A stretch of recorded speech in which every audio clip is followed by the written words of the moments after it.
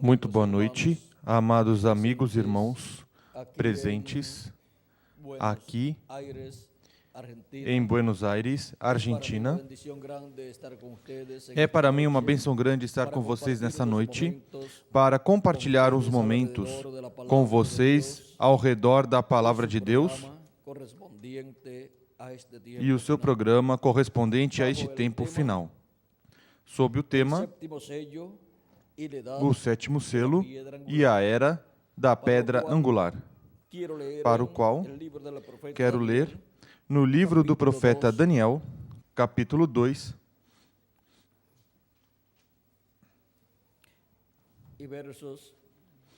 e versículos 31, onde diz: Tu, ó Rei, estavas olhando e viste uma grande estátua.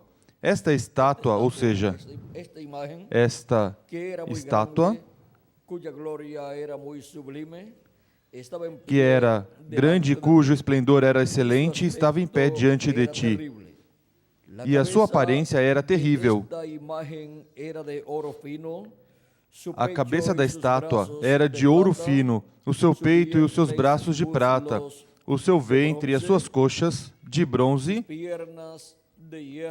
as suas pernas de ferro, os seus pés em parte de ferro e em parte de barro. Estavas vendo isto quando uma pedra foi cortada sem auxílio de mãos, a qual feriu a estátua nos pés de ferro e de barro, e os esmiuçou. Então foi juntamente esmiuçado o ferro, o barro, o bronze, a prata e o ouro, os quais se fizeram como a palha das eiras no estio, e o vento os levou, e não se achou lugar algum para eles. Mas a pedra que feriu a estátua se fez um grande monte e encheu toda a terra. Que Deus abençoe a sua palavra em nossos corações e nos permita entendê-la. Podem sentar, queiram ter a bondade.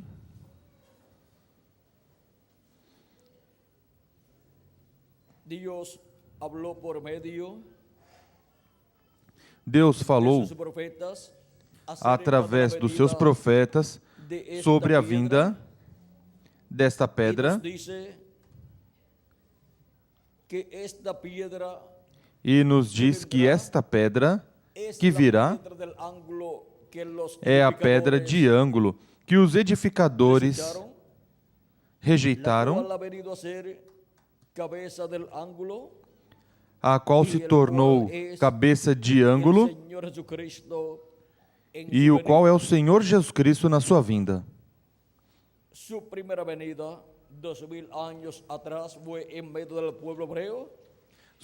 vinda, 2000 anos atrás, foi no meio do povo hebreu e foi rejeitado no meio do povo hebreu. Assim estava escrito que o Messias seria rejeitado, porque os edificadores, que eram os sacerdotes daquele tempo,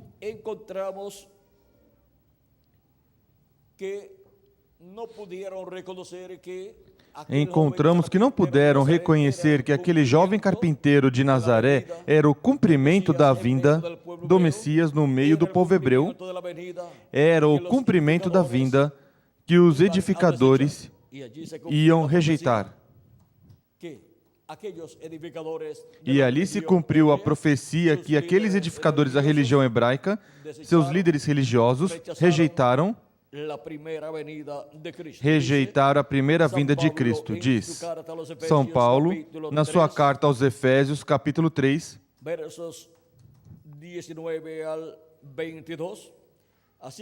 versículo 19 ao 22. Assim que já não sois estrangeiros nem forasteiros, mas concidadãos dos santos e membros da família de Deus, edificado sobre o fundamento dos apóstolos e dos profetas, sendo o próprio Cristo Jesus a principal pedra angular.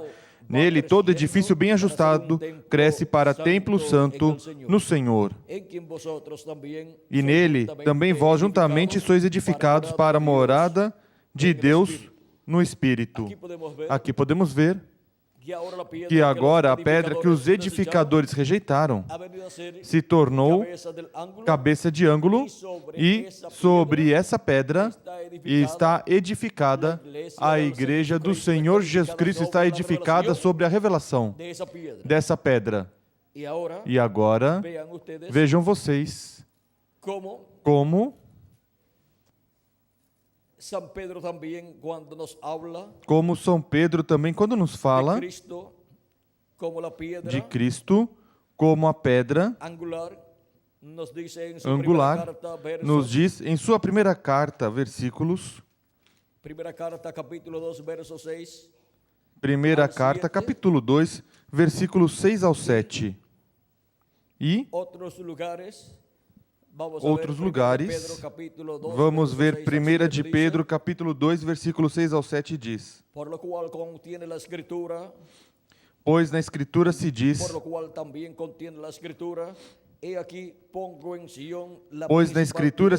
vede, ponho em Sião uma pedra angular, eleita e preciosa, e quem nela crer não será confundido. Ora, para vós, os que credes, essa pedra é preciosa, mas para os descrentes, a pedra que os edificadores rejeitaram, essa foi posta como a principal de esquina, e uma pedra de tropeço e rocha de escândalo. Tropeçam,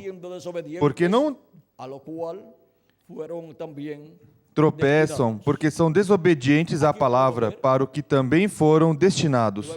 Aqui podemos ver, novamente, essa pedra de ângulo, essa pedra angular, a qual foi colocada em Sião. E agora encontramos que é a igreja do Senhor Jesus Cristo, a que recebeu, a que aceitou a primeira vinda de Cristo, e sobre a revelação da sua vinda, a revelação de Cristo dada à sua igreja, a igreja está estabelecida. E agora podemos ver como de etapa em etapa veio crescendo sua igreja, que é o próprio Cristo na forma da sua igreja. Assim como quando se semeia um grão de trigo e nasce, e podemos ver uma plantinha que vai crescendo. Esse é o grão de trigo que nasceu na forma de uma planta. E porquanto é o mesmo grão de trigo na forma de uma planta de trigo, produzirá grãos de trigo iguais a ele. E quando chegar o tempo da colheita, se recolherão muitos grãos de trigo iguais ao que foi semeado na terra. Cristo disse, se o grão de trigo cair em terra e não morrer, ele fica sozinho, falando de si mesmo, falando do Filho do Homem. E agora, se Jesus Cristo não morresse, o que aconteceria? Somente ficaria um só vivendo por toda a eternidade, somente Jesus Cristo. E o resto dos seres humanos teriam que morrer por causa do pecado. O dia em que Jesus Cristo morreu era o dia em que a raça humana teria que morrer completa, mas Ele tomou nossos pecados e, consequentemente, o juízo divino veio sobre Jesus. O que tinha que vir sobre a raça humana veio sobre um só homem e, assim, Cristo evitou que a raça humana desaparecesse da criação e, em seguida, ressuscitou no domingo de ressurreição, pois ele havia dito, ninguém me tira a vida, eu a ponho por mim mesmo para tornar a tomá-la. Ele sendo imortal, encontramos que não poderia morrer. Ninguém poderia tirar a vida. porque a pessoa se torna mortal por causa do pecado, porque a recompensa do pecado é morte, e porquanto ele veio sem pecado, então a morte não podia fazer nada contra ele. Mas ele tinha que morrer, portanto, tinha que tomar os nossos pecados, e assim se tornou mortal. Morreu, mas depois ressuscitou. E agora podemos ver como Cristo é a pedra de ângulo ou pedra angular que os edificadores rejeitaram 2000 anos atrás no meio do povo hebreu na sua primeira vinda.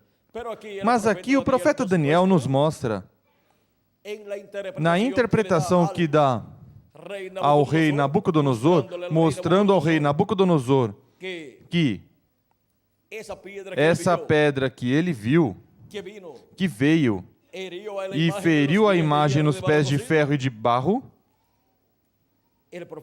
o profeta Daniel disse que essa pedra, que se tornou um grande monte, encheu toda a terra. Essa é a vinda da pedra não cortada por mãos, a segunda vinda de Cristo no tempo dos pés de ferro e de barro do reino dos gentios. É a vinda do Senhor prometida pelo mesmo Jesus Cristo em Apocalipse capítulo 2, versículo 17, quando diz da seguinte maneira: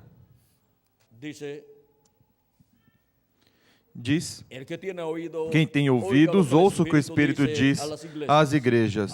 Ao que vencer, darei do maná escondido, e lhe darei uma pedra branca, e na pedra um novo nome escrito, o qual ninguém conhece, senão aquele que o recebe. Aí temos a segunda vinda de Cristo como uma pedrinha branca, com um nome novo. E essa é uma promessa para o vencedor que estará vivendo no tempo final com o grupo que corresponde a esse tempo final.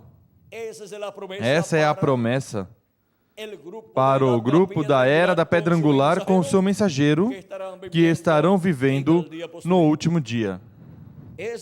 É a promessa da segunda vinda de Cristo como a pedra não cortada por mãos, que o profeta Daniel viu na interpretação que deu ao rei Nabucodonosor. E esta promessa da vinda desta pedra está em diferentes profecias do Antigo Testamento e do Novo Testamento.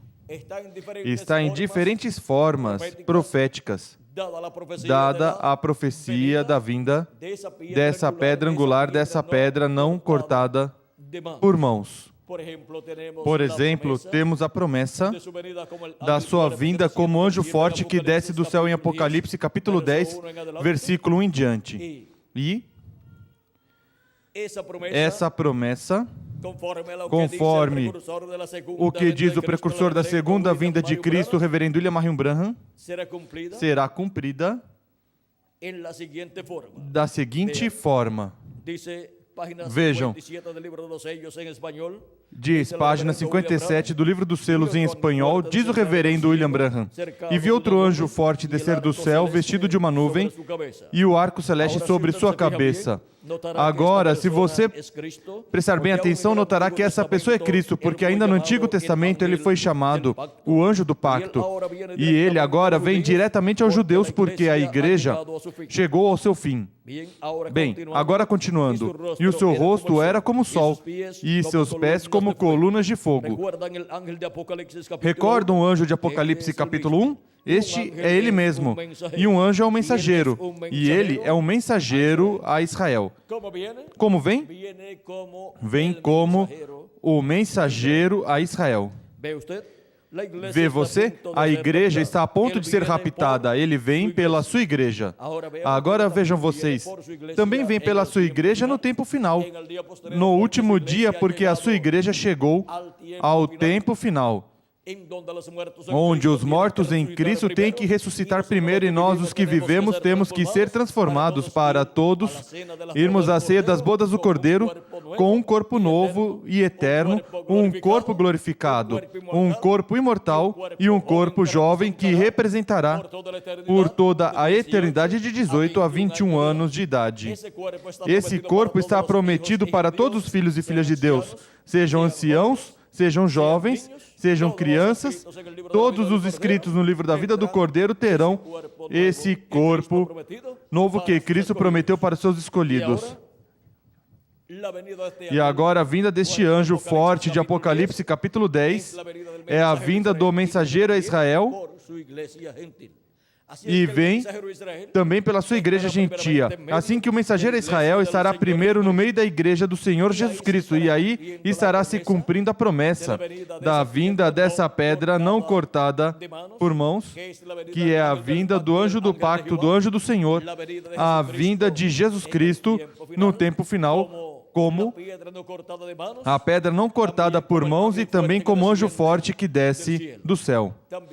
Também está prometido como o cavaleiro do cavalo branco de Apocalipse 19.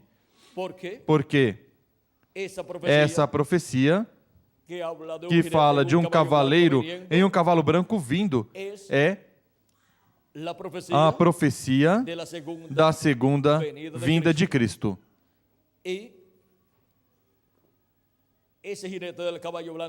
esse cavaleiro do cavalo branco de Apocalipse é o Espírito Santo, Jesus Cristo em Espírito Santo vindo no último dia. Mas vamos ver como será manifestado o Espírito Santo, Jesus Cristo em Espírito Santo no último dia. Na página 277 do livro dos selos em espanhol, diz o precursor da segunda vinda de Cristo, William Branham, orando, diz: pedimos que o Espírito Santo venha agora mesmo, o cavaleiro do verdadeiro cavalo branco, enquanto seu Espírito, o Espírito de Cristo, entra em confrontação com o anticristo e ele chame os seus. A vinda do Espírito Santo, que é a vinda do cavaleiro do cavalo branco de Apocalipse 19. E agora, na página 134 do livro dos selos em espanhol diz: e notem vocês, quando este Espírito Santo que temos chegue a se encarnar, que está em nosso meio agora mesmo na forma do Espírito Santo, quando ele chega a ser encarnado na pessoa de Jesus Cristo, então nós o coroaremos como Rei dos Reis e Senhor dos Senhores. E na página 131 do livro dos selos diz: e agora Jesus, seu nome sobre a terra foi Redentor, porque foi Redentor quando esteve sobre a terra, mas quando conquistou o inferno e a morte, os venceu e subiu, então recebeu um novo nome. Por essa razão é que gritam e fazem tanto ruído e não recebem nada. Será revelado nos trovões. Preste atenção nos mistérios. Ele vem cavalgando. Tem que ter algo para mudar essa igreja. Vocês sabem isso. Tem que vir algo. Agora, ninguém entendia esse nome a não ser ele mesmo. Está falando do cavaleiro do cavalo branco de Apocalipse 19 e sua vinda. Diz: e estava vestido de uma veste tingida de sangue, salpicada de sangue, o nome pelo qual se chama é o Verbo de Deus. Ou seja, é a vinda do Verbo de Deus. O Verbo vindo no último dia, como veio 2000 anos atrás. Quando o Verbo veio no meio do povo hebreu, diz a Escritura: no princípio era o Verbo, e o Verbo estava com Deus, e o Verbo era Deus. E também diz: e aquele Verbo se fez carne e habitou entre nós. Quem se fez carne? O Verbo, o anjo do pacto, o anjo do Senhor, se fez carne e habitou no meio do povo hebreu, naquele véu de carne chamado Jesus, um jovem carpinteiro simples de Nazaré. E nesse véu de carne cumpriu a vinda do rei de Israel, a vinda do Messias, como estava prometida a sua vinda. Aí se cumpriu a vinda dessa pedra angular no meio do povo hebreu, no meio do Israel, terreno, no meio da semente de Abraão segundo a carne. E agora, para o tempo final, temos a promessa da segunda vinda desse anjo do pacto, deste anjo do Senhor, vindo em carne humana no último dia, como a pedra não cortada por mãos que virá, no tempo dos pés de ferro e de barro do reino dos gentios. E agora, essa pedra não cortada por mãos vindo no tempo final será o cumprimento da vinda do Senhor no meio do Israel celestial. E o Israel celestial é a igreja do Senhor Jesus Cristo. Pois todos aqueles que são da fé em Cristo são filhos de Abraão. E agora vejam vocês como, nos filhos de Abraão, segundo a fé em Cristo, que é o Israel celestial, a vinda da pedra não cortada por mãos se converterá em uma realidade quando o reino dos gentios estiver na etapa dos pés de ferro e de barro. Mas, em que etapa estará o reino de Deus?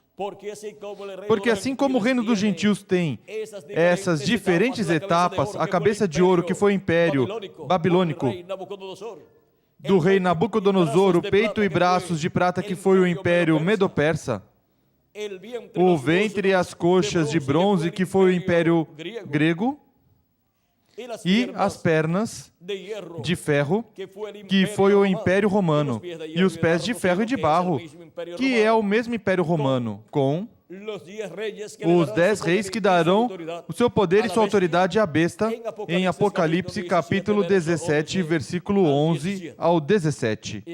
E agora, nessa etapa dos pés de ferro e de barro, também a besta vai perseguir Cristo, vai perseguir a pedra não cortada por mãos, mas o que acontecerá para esse tempo? Apocalipse capítulo 17, versículos, vamos ver aqui, versículos 13 em diante. Estes têm o mesmo intento e entregarão seu poder e autoridade à besta. Estes 10 reis entregarão seu poder e autoridade e a besta. Guerrearão contra o Cordeiro, e o Cordeiro os vencerá, porque é o Senhor dos senhores e o Rei dos reis. Na sua segunda vinda, ele vem como Rei dos reis e Senhor dos senhores. Ele vem como leão da tribo de Judá.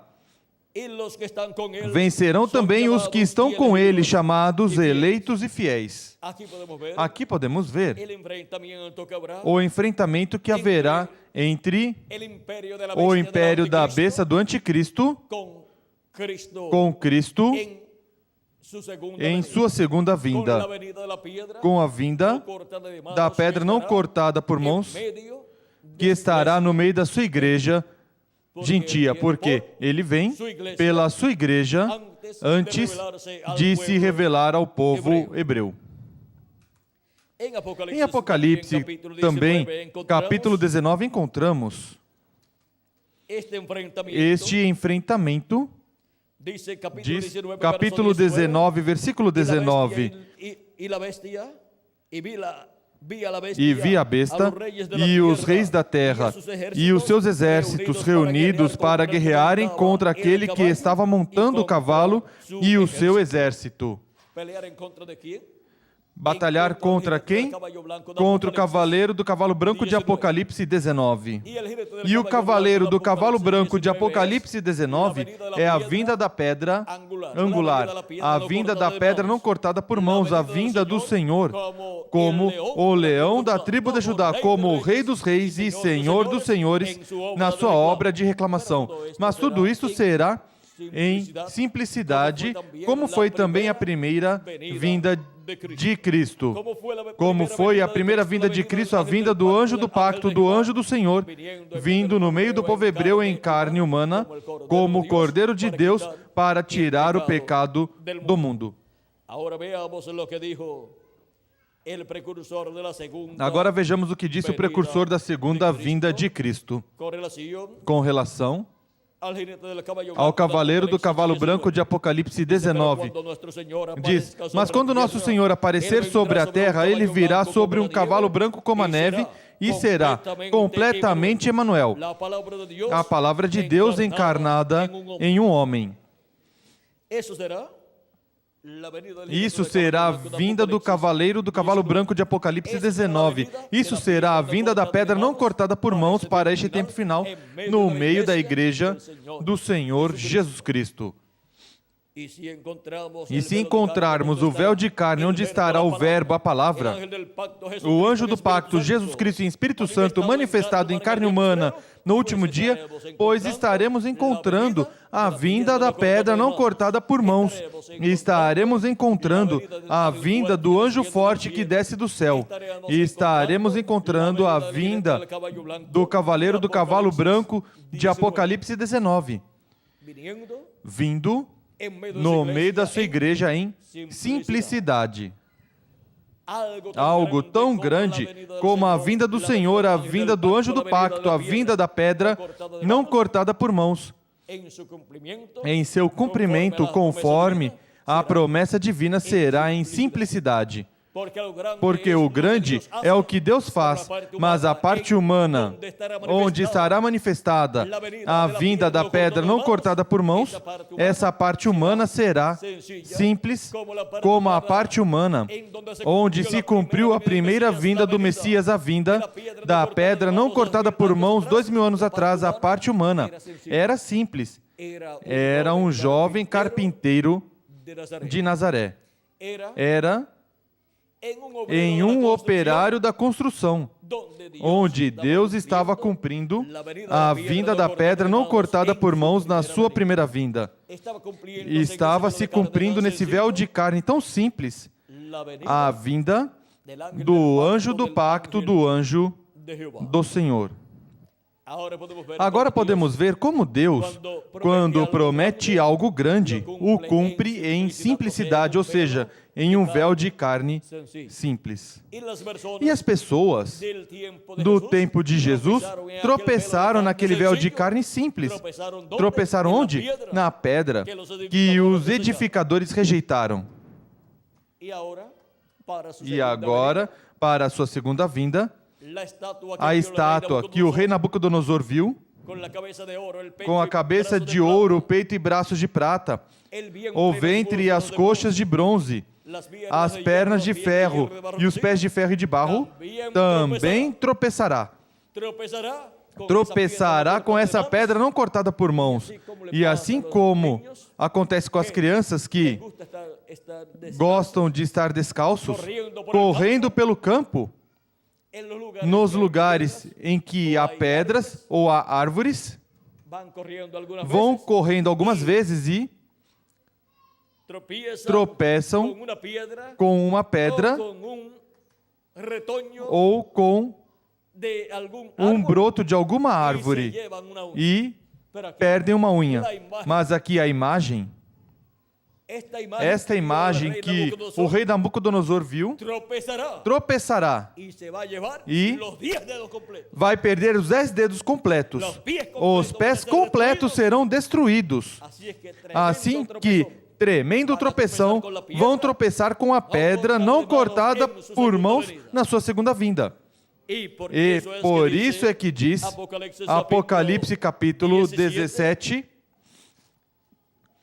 e versículo 14 em diante: guerrearão contra o Cordeiro, e o Cordeiro os vencerá, porque Ele é Senhor dos senhores e Rei dos reis.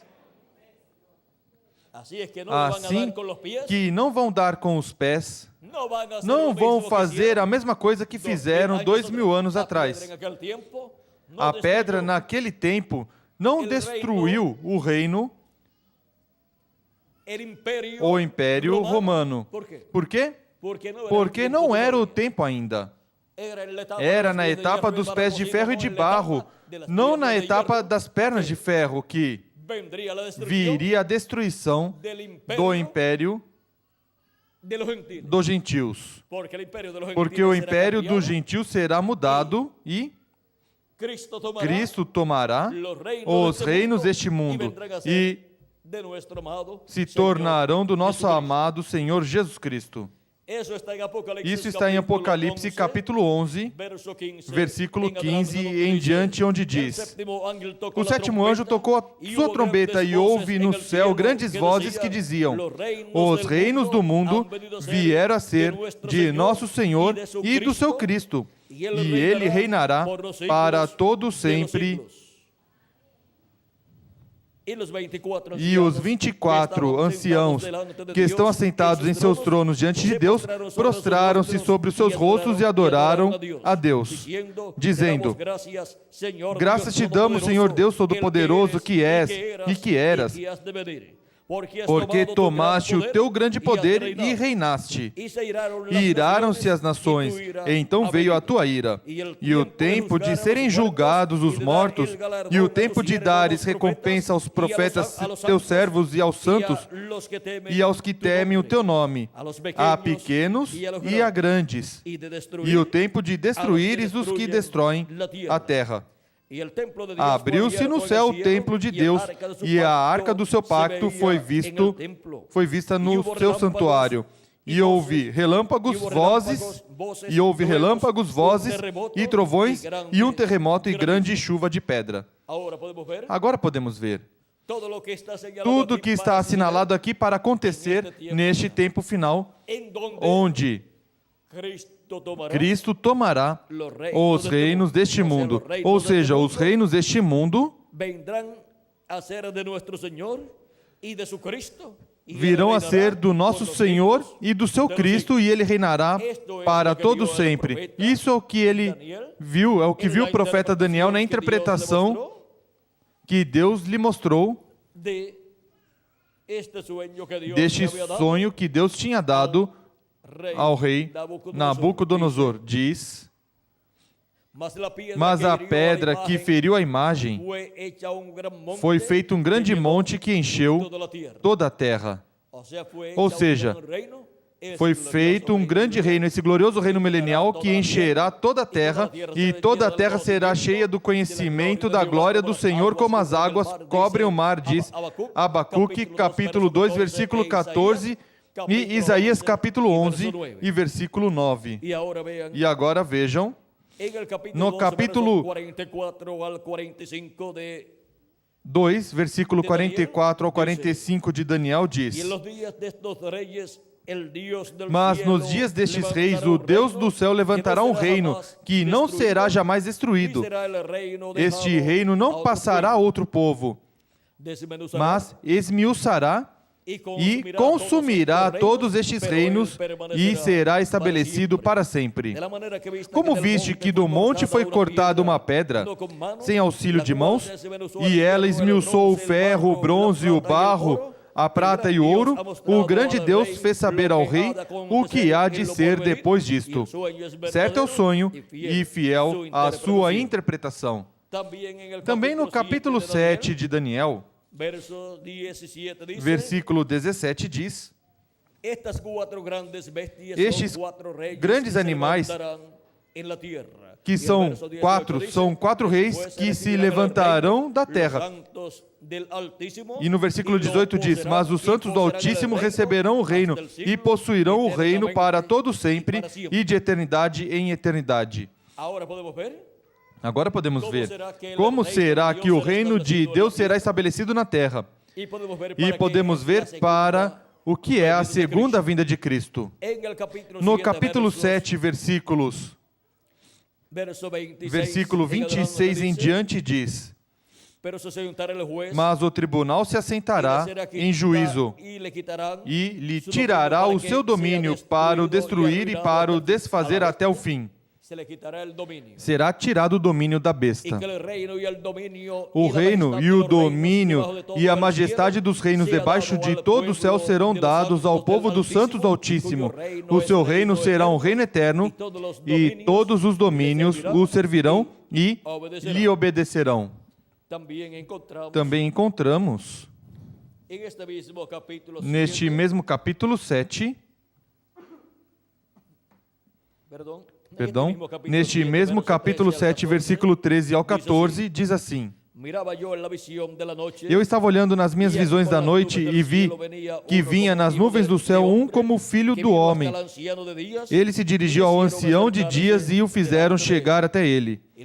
Foi-lhe dado o domínio, a honra e o reino. Todos os povos, nações e línguas o adoraram. O seu domínio é um domínio eterno, que não passará, e o seu reino, o único que não será destruído. Esse é o glorioso reino de Deus, o qual Cristo estabelecerá neste planeta Terra. Para isso é a vinda da pedra não cortada por mãos. Para isso é a vinda do Filho do Homem com seus anjos no último dia. Como o leão da tribo de Judá, como o Rei dos Reis e Senhor dos Senhores em sua obra de reclamação. Porque ele vem para reclamar tudo o que ele redimiu com seu sangue precioso. E agora, sendo que a vinda do Filho do Homem com seus anjos, sua primeira vinda foi na terra de Israel, no meio do povo hebreu, para o último dia, sua segunda vinda será no meio do Israel celestial, que é sua igreja, onde estará o Filho do Homem, Jesus Cristo, manifestado com seus anjos no cumprimento da sua vinda, que é a vinda da palavra encarnada em um homem. É a vinda de Jesus Cristo em Espírito Santo manifestado em carne humana, em um homem deste tempo final, através do qual cumprirá ele sua promessa, mas este homem não é o Senhor Jesus Cristo. Também a promessa dos anjos do Filho do Homem, que são os ministérios de Moisés e Elias, também estarão manifestados em carne humana em um homem do tempo final. Mas este homem não será nem Moisés, nem será Elias, mas nesse homem estarão os ministérios de Moisés e Elias manifestados pelo Espírito Santo, ou seja, por Jesus Cristo vindo em Espírito Santo, em carne humana, em um homem deste tempo final. Perguntaram ao reverendo William Branham sobre o Elias que pregará ao povo hebreu. E, em perguntas e respostas, aqui no livro dos selos, encontramos na página 399, a pergunta número 11, a qual diz assim: o Elias que vem pregar aos judeus é o verdadeiro Elias que esteve nos dias de Acabe? Ou será somente o espírito de Elias em outro homem? A resposta foi: eu pensei que será um homem deste tempo, ungido com esse espírito. Porque lá, quando Elias já tinha subido e Eliseu se encontrou com os filhos dos profetas, eles disseram: o espírito de Elias repousou sobre Eliseu. É que Eliseu operou igual a Elias. Agora vejam o que será a vinda do Elias que pregará ao povo hebreu. A manifestação da vinda do quinto Elias será um homem deste tempo ungido com esse espírito ministerial, no qual estará o Espírito de Deus, o Espírito Santo, Jesus Cristo em Espírito Santo ungindo esse homem e operando nele o ministério de Elias por quinta ocasião. Assim como operou o ministério de Elias em Elias Tisbita na primeira ocasião. A segunda ocasião em que o ministério de Elias esteve manifestado na terra foi em Eliseu. Ele foi o segundo Elias. E a terceira ocasião em que esteve manifestado o ministério de Elias foi em João Batista. Ele foi o terceiro Elias. E por isso Jesus disse em São Mateus capítulo 11, versículo 14: se vocês quiserem recebê-lo, ele é aquele Elias que viria. E também, no capítulo 17 de São Mateus, versículo 10 ao 13, disse que João diz: Elias já veio e não o conheceram, e fizeram com ele tudo o que quiseram. Assim também farão ao Filho do Homem. E então os discípulos entenderam que lhes falara de João Batista. E também o arcanjo Gabriel deu testemunho sobre João Batista, dizendo ao sacerdote Zacarias que teria um filho através de sua esposa Isabel, e seria profeta de Deus, seria grande, um homem grande, um profeta de Deus, e que seria cheio do Espírito Santo desde o ventre da sua mãe, e viria no poder de Elias, viria no espírito e virtude de Elias, preparando ou para preparar ao Senhor um povo bem disposto, para assim cumprir a promessa de Malaquias, onde diz: Vede, eu envio meu mensageiro,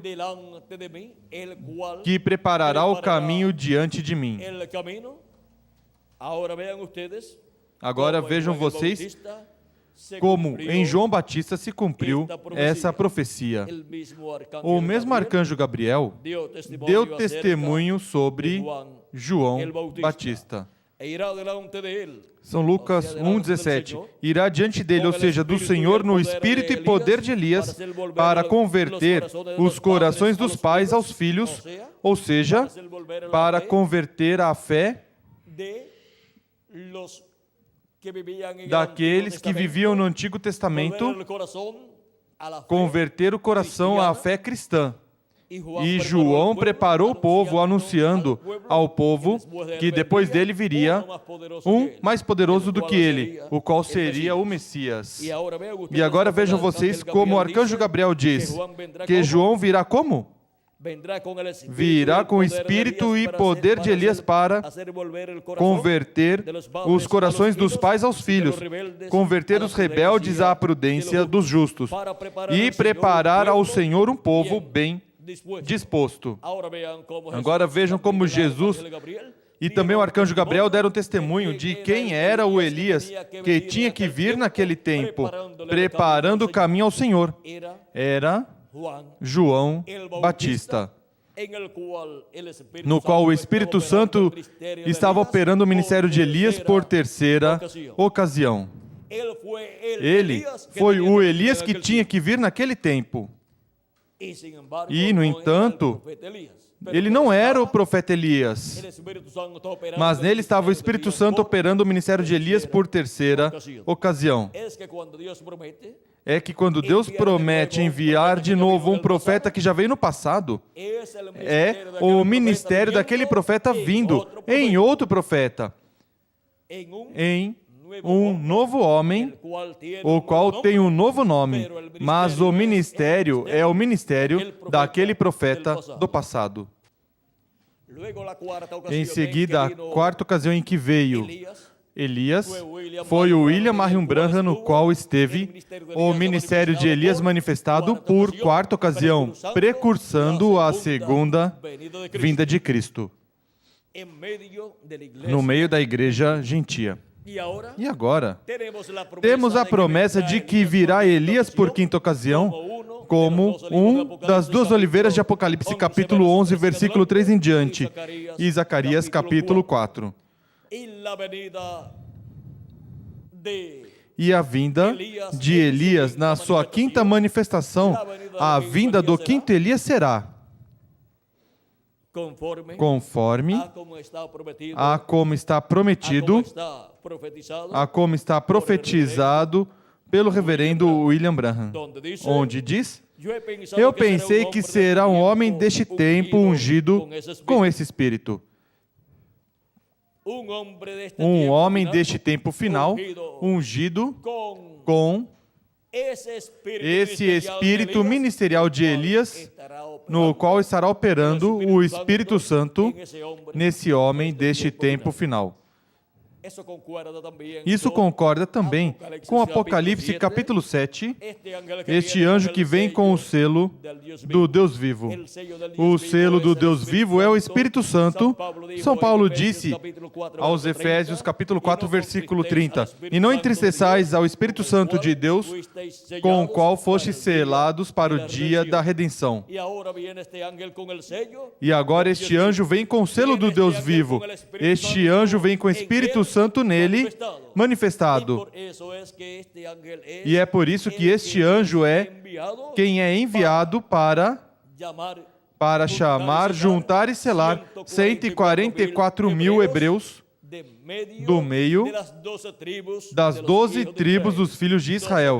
12 mil de cada tribo. Em seguida, em Apocalipse capítulo 14, versículo 1, encontramos já os 144 mil hebreus recolhidos, ou seja, juntados e selados nas suas testas, diz. Então olhei e vi o Cordeiro em pé sobre o monte Sião, e com ele 144 mil que traziam escrito na testa o seu nome e o nome do seu pai.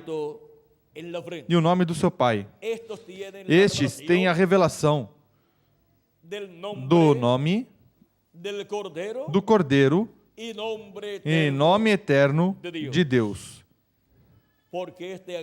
Porque este anjo que vem com o selo do Deus vivo os chama e os junta e os sela no último dia. E esse é o Espírito Santo manifestado em seu anjo mensageiro operando os ministérios de Moisés e Elias, os ministérios das duas oliveiras que, com grande voz de trombeta, estarão chamando e juntando os escolhidos de Deus do meio do povo hebreu, depois que tiver chamado e juntado os escolhidos de Deus no meio da igreja gentia. E agora, podemos ver este mistério divino que será manifestado neste tempo final para a bênção tanto do povo hebreu como da igreja do Senhor Jesus Cristo. Esses mesmos ministérios de Moisés por segunda vez, de Elias por quinta vez e de Jesus por segunda vez, são os que chamam e juntam os escolhidos de Deus com a grande voz de trombeta. Esse é o mistério da vinda da pedra não cortada por mãos que o rei Nabucodonosor viu e o profeta Daniel a interpretou.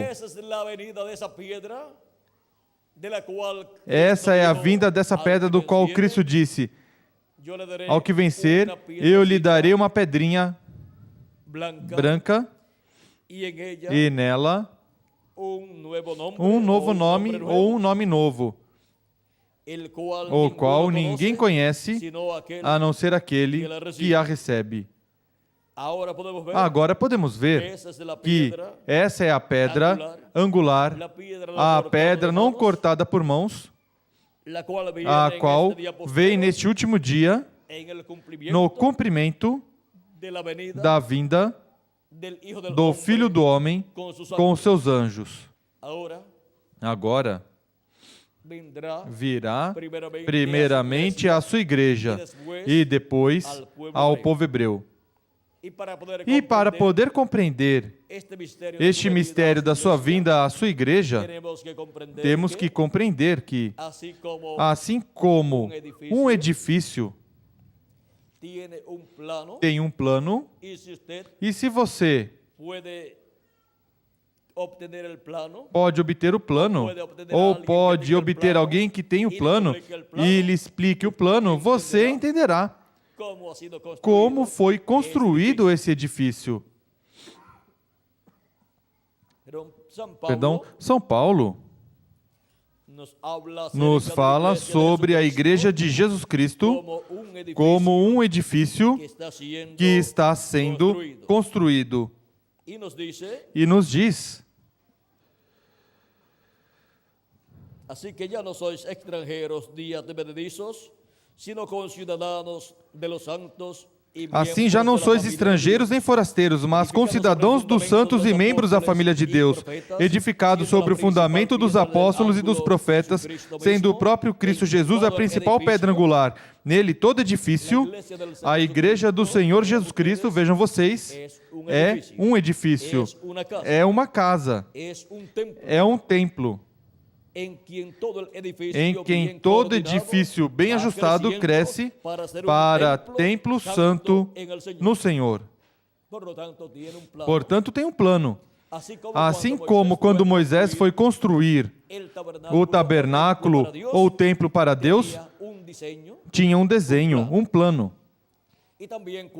E também quando Salomão foi construir o templo, tinha um plano. E agora vejam vocês, Cristo está construindo um templo para Deus chamado sua igreja. E diz, nele todo edifício bem ajustado cresce para templo santo no Senhor. E nele também vós juntamente sois edificados para a morada de Deus no Espírito. Porque Deus morará em cada um dos seus filhos em toda a sua plenitude. E morará na sua igreja como corpo místico de crentes, em toda a sua plenitude. Na sua vinda, na sua manifestação na vinda do Filho do Homem com seus anjos. E agora, vejam, São Paulo também nos diz que ele, como perito arquiteto, colocou o fundamento. E em seguida diz que aquele que constrói, ou seja, aqueles que vierem depois, tanto nesse tempo que ele vive ou em eras que virão depois, saiba como se constrói.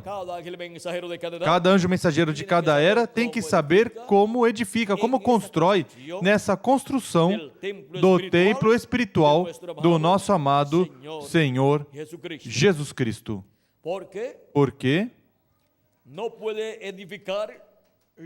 não pode edificar o que ele deseja edificar, mas tem que edificar conforme ao plano divino.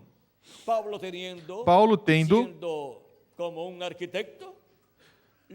sendo como um arquiteto, os arquitetos são aqueles que fazem os planos, assim que tinha o plano dessa construção do templo de Deus. E a cada anjo mensageiro é dada a parte que deve trabalhar, construir na era que lhe corresponde viver. E agora vejam vocês como vai crescendo a construção desse templo espiritual. São Paulo, em Hebreus capítulo 3, nos diz sobre este templo, versículos 5 ao 6, Moisés, na verdade, foi fiel em toda a casa de Deus como servo para testemunho das coisas que se haviam de anunciar. Mas Cristo como filho sobre a sua própria casa, essa casa somos nós. Se tão somente conservarmos firmes a confiança e a glória da esperança até o fim. Agora, assim como Moisés construiu um templo ou tabernáculo para Deus, e Salomão construiu um templo para Deus, Cristo está construindo um templo espiritual para Deus morar em toda a sua plenitude, nesse templo espiritual que é a sua igreja, e em cada membro desse templo espiritual, ou seja, em cada pessoa que também, como indivíduo, é um templo de Deus. E assim como vai crescendo o templo espiritual de Jesus Cristo, vai crescendo cada pessoa espiritualmente até chegarmos a ser um templo perfeito onde Deus more em nós, em toda a sua plenitude, porque chegaremos à perfeição, à estatura de um homem perfeito, à estatura de Jesus Cristo, e então Deus morará em nós, em toda a sua plenitude. Teremos um corpo eterno, juntamente com o Espírito Teofânico eterno, e aí estaremos vivendo e Deus habitará em nós em toda a sua plenitude. Começamos com as primícias, mas quando chegarmos à perfeição, Deus estará em nós em toda a sua plenitude. Vejam como Cristo tem construído este templo. Vamos ver o diagrama que nos mostrou o precursor da segunda vinda de Cristo, o reverendo William Branham. Vejamos esse desenho, o qual é o mesmo que deu ao profeta Moisés para construir o templo ou tabernáculo com peles e com as demais coisas que conteria este tabernáculo. E em seguida, Salomão construiu um templo com pedras e com madeira e com diferentes materiais como ouro e prata e assim por diante. E agora Cristo está construindo um novo templo para Deus com o desenho ou plano que foi utilizado naquele tempo, mas todas as coisas que foram usadas lá são atualizadas neste templo que Cristo está construindo. Agora vejam vocês, São Pedro nos diz que assim como Cristo é uma pedra viva, nós nos tornamos pedras vivas também. Sendo nós pedras vivas, 1 de Pedro, capítulo 2, versículo 5 diz: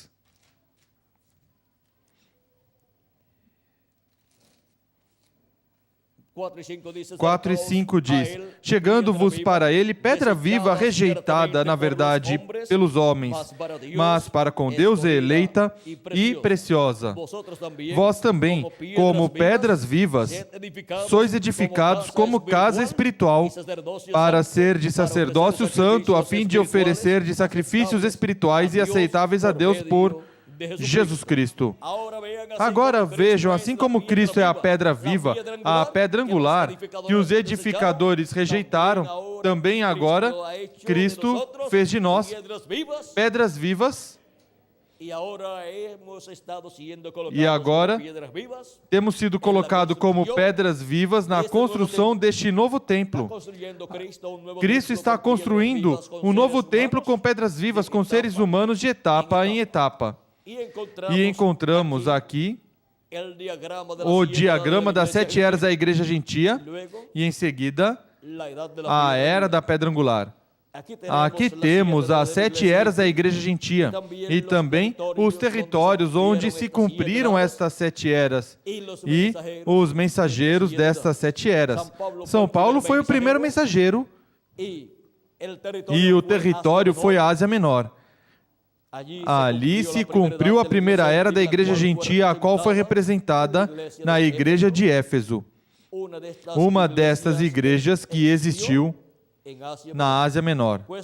Pois ali na Ásia Menor existiram muitas igrejas, mas Deus escolheu 7 delas para representar a sua igreja, passando por 7 eras entre os gentios. Em seguida, a segunda era se cumpriu na França e seu mensageiro foi Irineu, e foi representada na igreja de Esmirna, da Ásia Menor. Em seguida, a terceira era se cumpriu na França e na Hungria, e o seu mensageiro foi Martim, e foi representada essa era na igreja de Pérgamo. Essas igrejas escolhidas por Deus, estas 7 igrejas, tinham as características que estariam manifestadas na igreja de Jesus Cristo, passando por essas 7 etapas ou eras. E agora, a quarta era se cumpriu na Irlanda e Escócia, e seu mensageiro foi Colombo, e foi representada na igreja de Tiátira. A quinta era se cumpriu na Alemanha. Seu mensageiro foi Lutero e foi representada essa etapa na igreja de Sardes. A sexta era se cumpriu na Inglaterra e o seu mensageiro foi Wesley. E foi representada essa era na igreja de Filadélfia. A sétima era se cumpriu na América do Norte e seu mensageiro foi o reverendo William Branham. E essa era foi representada na igreja de Laodiceia. Essas 7 igrejas que existiram na Ásia Menor tinham as características da igreja passando pelas 7 eras ou etapas. E em seguida, passamos à era da pedra angular, a qual se cumpre na América Latina e no Caribe, e seu mensageiro é o anjo do Senhor Jesus Cristo. E essa é a era mais gloriosa de todas as eras. Por quê?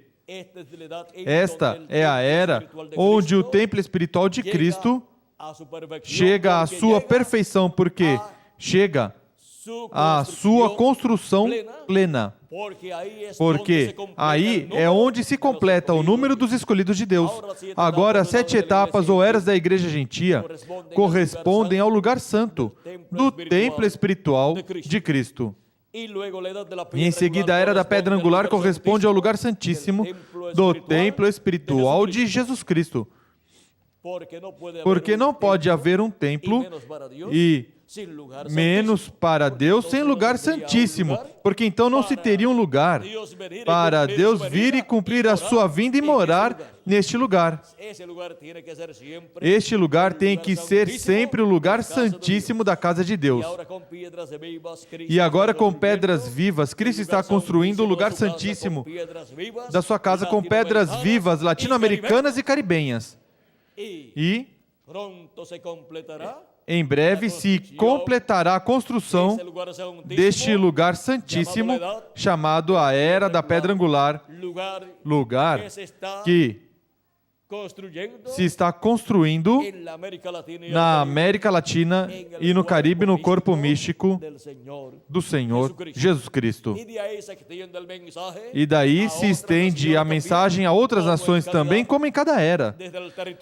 Desde o território onde se cumpriu cada era, se estendeu a mensagem para outras nações e continentes também. Agora estamos na etapa mais importante da construção do templo espiritual de Cristo, porque a parte mais importante sempre é o lugar santíssimo. É aí onde está a Arca do Pacto, onde está o propiciatório e onde estão os querubins e onde a presença de Deus na luz da Shequina está manifestada. Quando Moisés terminou a construção e dedicou o templo a Deus, Deus, na luz da coluna de fogo, entrou ao templo e passou até o lugar santíssimo e se colocou sobre a Arca do Pacto, no meio dos 2 querubins de ouro. Foi a vinda do Senhor ao seu templo, ao seu tabernáculo construído por Moisés, tipo e figura do templo que está no céu. Em seguida, quando Salomão construiu o templo e o dedicou a Deus, entrou Deus na coluna de fogo nessa nuvem e passou pelo templo até que chegou ao lugar santíssimo e ali morou. E agora vejam vocês como, para o tempo final no templo espiritual de Deus, que é a igreja de Jesus Cristo, Deus estará manifestado em toda a sua plenitude neste tempo final. E a vinda do Filho do Homem com seus anjos é para o lugar santíssimo desse templo espiritual. Por isso, foram colocados os 2 querubins de ouro no lugar santíssimo, lá no tabernáculo que Moisés construiu e no templo que Salomão construiu. E Salomão construiu, em acréscimo, 2 querubins de madeira de oliveira cobertos de ouro. Ou seja, ali estavam as 2 oliveiras cobertas de ouro, onde a presença de Deus estaria ali, habitando sobre o propiciatório. E por isso, na construção do templo espiritual de Cristo, Jesus Cristo coloca os 2 querubins de ouro e os 2 querubins de madeira de oliveira, que são os ministérios de Moisés e Elias, porque ele vem com seus anjos, vem com os querubins de ouro e os querubins de madeira de oliveira.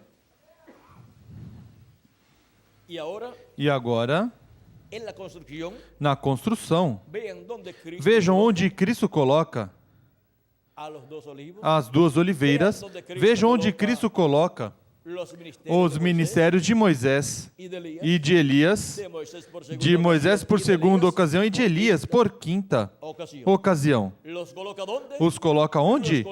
Os coloca no seu templo, mas em que parte do seu templo? No lugar santíssimo, para a manifestação de Deus em toda a sua plenitude, ser desde o lugar santíssimo, na casa de Deus, na igreja de Jesus Cristo, no meio das 2 oliveiras e do meio dos 2 querubins de ouro que representam os ministérios de Moisés e Elias, os ministérios dos anjos do Filho do Homem na sua vinda. Como foi visto o Filho do Homem no Monte da Transfiguração, quando seu rosto resplandeceu como o sol, foi visto no meio dos 2 querubins, foi visto no meio das 2 oliveiras, porque foi visto no meio de Moisés e de Elias. No meio de Moisés e de Elias é que é visto Jesus Cristo em sua segunda vinda, com o seu rosto como o sol.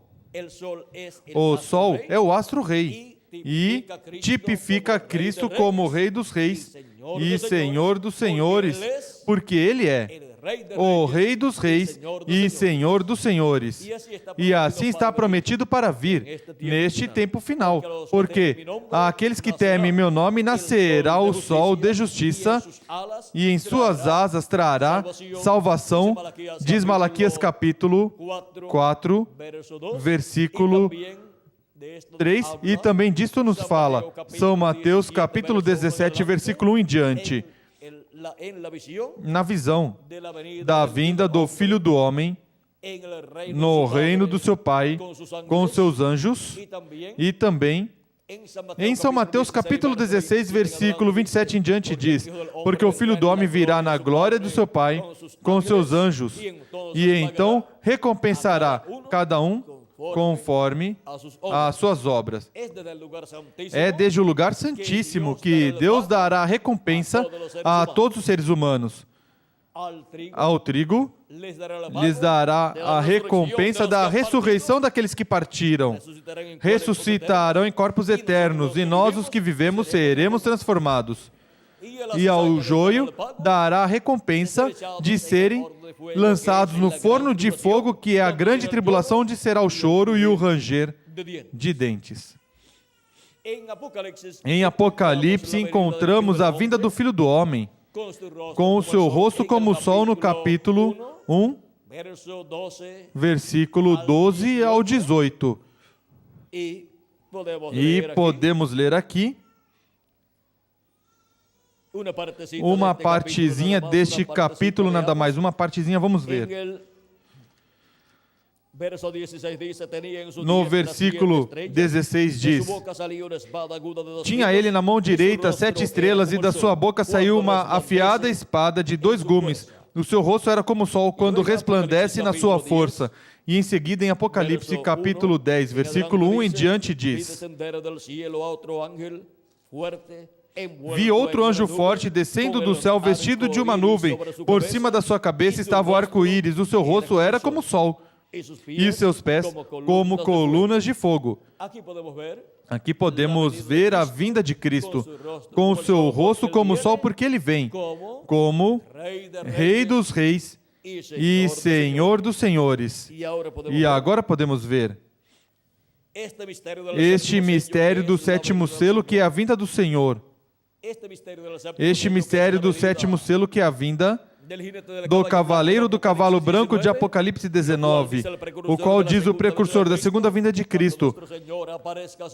Mas quando nosso Senhor aparecer sobre a terra, ele virá sobre um cavalo branco como a neve, e será completamente Emanuel, a palavra de Deus encarnada em um homem. Isso é o sétimo selo sendo cumprido. Essa é a abertura do sétimo selo quanto ao seu cumprimento na era da pedra angular, na era de ouro, que corresponde ao território da América Latina e o Caribe, onde Cristo estaria chamando e juntando os seus escolhidos latino-americanos e caribenhos e colocando-os em seu templo espiritual, na sua igreja, na era da pedra angular, a qual é formada neste tempo final por filhos e filhas de Deus escritos no livro da vida do Cordeiro, que estarão escutando a voz de Cristo através da sua manifestação em carne humana, através da palavra encarnada em um homem. Os escolhidos de Deus estarão escutando a voz de Cristo. Mas esse véu de carne onde Cristo estará manifestado, esse véu de carne não é Jesus Cristo. Esse véu de carne é o anjo do Senhor Jesus Cristo. Por isso, em Apocalipse capítulo 1, versículo 10 ao 11, João diz: "E eu fui arrebatado em espírito no dia do Senhor, e ouvi de trás de mim uma grande voz, como de trombeta, que dizia: Eu sou o Alfa e o Ômega, o primeiro e o último." Quem é o Alfa e o Ômega? Quem é o primeiro e o último? Nosso Senhor Jesus Cristo. E o dia do Senhor é o último dia, ou seja, o sétimo milênio. É no último dia, no sétimo milênio, onde os escolhidos de Deus estarão escutando a voz de Cristo como uma grande voz de trombeta. É a grande voz de trombeta do Evangelho do Reino, nos revelando todas essas coisas que em breve devem acontecer. É a voz de Cristo, através do seu anjo mensageiro, nos falando neste tempo final, na era da pedra angular, na América Latina e no Caribe.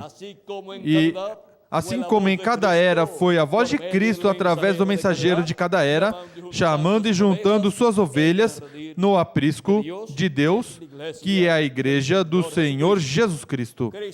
Cristo disse: "Eu sou o bom pastor." E também disse: "Também tem outras ovelhas que não são deste aprisco, as quais também devo trazer. E ouvirão minha voz, e haverá um rebanho e um pastor." Como escutariam a voz de Cristo, do bom pastor? Pois através de cada anjo mensageiro, através do qual Cristo estaria manifestado, estaria falando ao seu povo e chamando as suas ovelhas em cada era e colocando-as em seu aprisco, que é sua casa, sua igreja. E aqui, na era da pedra angular, encontramos que Cristo chama e junta as suas ovelhas com grande voz de trombeta em seu aprisco, em sua igreja, e é no território latino-americano e caribenho, onde chama e junta as suas ovelhas com essa grande voz de trombeta, como fez em cada território através do mensageiro de cada era. E é através deste mensageiro no último dia, na era da pedra angular, que esta voz de trombeta de Apocalipse, capítulo 4, versículo 1, que diz: sobe aqui e mostrar-te-ei as coisas que depois dessas devem acontecer. Encontramos que, através do seu anjo mensageiro, é que nos revela todas essas coisas que em breve devem acontecer, como nos diz Apocalipse capítulo 22 e versículo 6. E disse-me: essas palavras são fiéis e verdadeiras, e o Senhor, o Deus dos espíritos dos profetas, enviou o seu anjo para mostrar a seus servos as coisas que em breve devem acontecer. Como são reveladas todas essas coisas que devem acontecer em breve? Através do anjo do Senhor Jesus Cristo, que vem dando testemunho dessas coisas que em breve devem acontecer, porque nele vem Jesus Cristo em Espírito Santo falando aos seus filhos, falando à sua igreja com essa grande voz de trombeta do Evangelho do Reino, revelando todos estes mistérios que devem ser cumpridos neste tempo final, e nos revelando o mistério da vinda da pedra não cortada por mãos, da vinda da pedra angular, que é a vinda do Senhor para este último dia, e é a vinda do anjo forte que desce do céu, e é a vinda do cavaleiro do cavalo branco de Apocalipse 19. É a vinda de Jesus Cristo em Espírito Santo manifestado em seu anjo mensageiro, nos revelando todas essas coisas que em breve devem acontecer. Por isso diz Apocalipse capítulo 22, versículo 16: eu, Jesus, enviei o meu anjo para vos testificar estas coisas nas igrejas. A quem enviou? Ao seu anjo mensageiro. E os filhos e filhas de Deus, neste tempo final,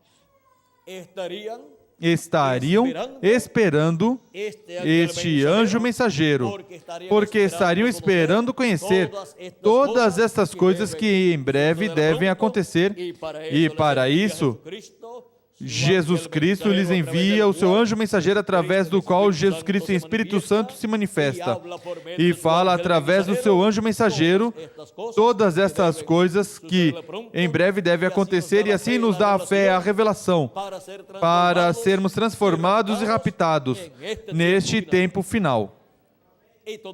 E tudo isto é na era da pedra angular, a etapa de ouro, a era de ouro da Igreja do Senhor Jesus Cristo, a qual se cumpriria na América Latina e no Caribe. Essa é a bênção grande que Deus deu à América Latina e ao Caribe. Essa é a bênção grande que nos deu neste tempo final, a todos nós, para que possamos entender todas essas coisas que em breve devem acontecer, e assim sejam chamados e juntados todos os escolhidos de Deus, escutando a voz do bom pastor, a voz de Jesus Cristo, através do seu anjo mensageiro, nos revelando todas essas coisas que em breve devem acontecer, e assim sermos chamados e juntados no aprisco do Senhor, no corpo místico de Cristo, na igreja de Jesus Cristo na era da pedra angular, para, em breve, os mortos em Cristo serem ressuscitados em corpos eternos, e nós que vivemos sermos transformados e, em seguida, todos sermos levados à ceia das bodas do Cordeiro no céu, no corpo novo que receberemos. Vimos o mistério do sétimo selo e da era da pedra angular. Foi para mim um privilégio muito grande estar com vocês nessa noite, dando-lhes o testemunho do sétimo selo e a era da pedra angular. Que as bênçãos de Jesus Cristo em e para a era da pedra angular para seus filhos, neste tempo final, sejam sobre cada um de vocês e sobre mim também. E em breve se complete o número dos escolhidos de Deus, e em breve os mortos em Cristo ressuscitem em corpos eternos, e nós, os que vivemos, sejamos transformados e levados à ceia das bodas do Cordeiro no céu. No nome eterno do Senhor Jesus Cristo. Amém e amém. Muito obrigado por vossa amável atenção, amados amigos e irmãos presentes, e aqueles que estão através da internet, e aqueles que verão essa conferência e a escutarão através da televisão. Que Deus os abençoe e os guarde, e em breve todos sejamos transformados. Deixo novamente conosco a Miguel Bermudes Marim para continuar e finalizar nessa noite. Vamos pedir a Miguel, passe por aqui, para dar graças a Deus por essa bênção tão grande que Ele está nos dando neste tempo final. E onde estão aqueles que veriam o sétimo selo manifestado na era da pedra angular? Pois aqui estamos, no território onde se cumpriria a era da pedra angular. Aqui estamos na América Latina e no Caribe, vendo o sétimo selo e vivendo na era da pedra angular e ouvindo todas essas coisas que em breve devem acontecer neste tempo final. Que Deus os abençoe e guarde a todos, e passem todos muito boa noite.